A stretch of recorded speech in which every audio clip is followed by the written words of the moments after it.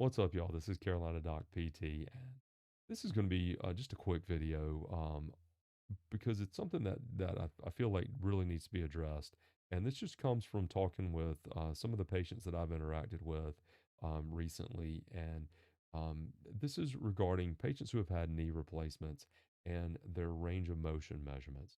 So, early on, after you've had surgery, we are trying to get your range of motion to move into a full and normal range as quickly as we can get it.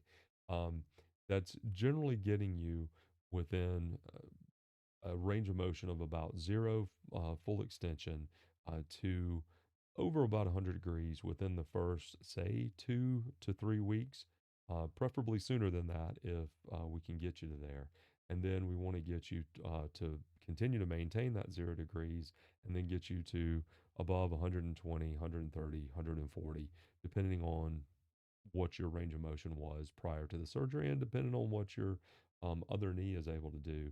Those are generally pretty good indicators as far as the bending of your knee and what we'll be working to get you with.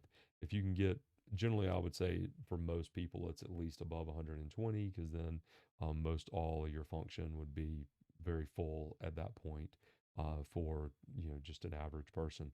But uh, of those two measurements, which one is the most important? Is it the bending or is it the straightening?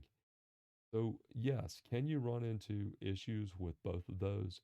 Can there be problems if you do not reach full flexion or if you do not reach full extension?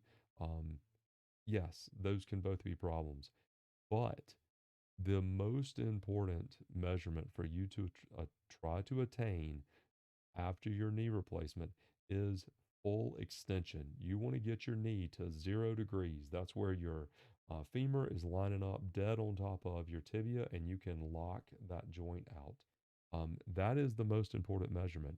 Your bending of the knee, that flexion motion, to some extent, that will come back through life. Life is bending your knee, life is flexion.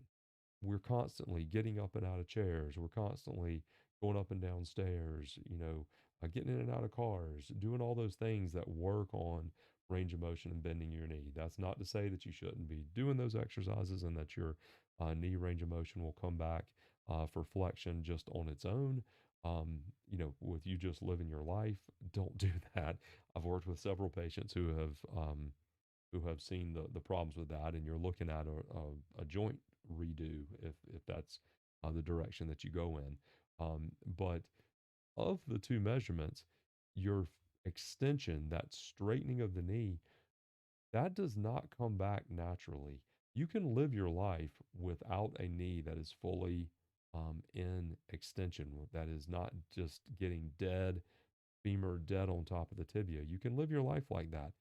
However, what's going to happen is your knee joint is not going to wear correctly on this new knee that you've gotten, and you are going to be looking at a knee replacement in probably another year to two.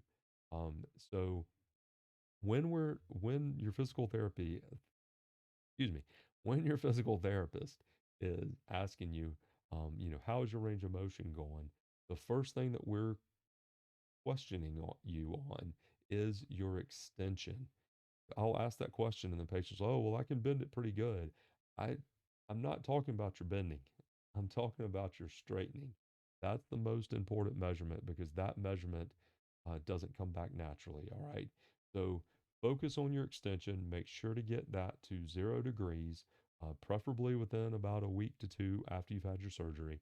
And then you'll work on the bending after that. But you want to continue to maintain that full extension so that your knee will wear correctly and so that you can avoid having a second surgery on that knee. All right, so this has been a quick video. Hope that you have, that's given you some good information that you can take to heart or that you can take to another family member or friend. So do like, subscribe, and share this video out, and we'll catch you next time.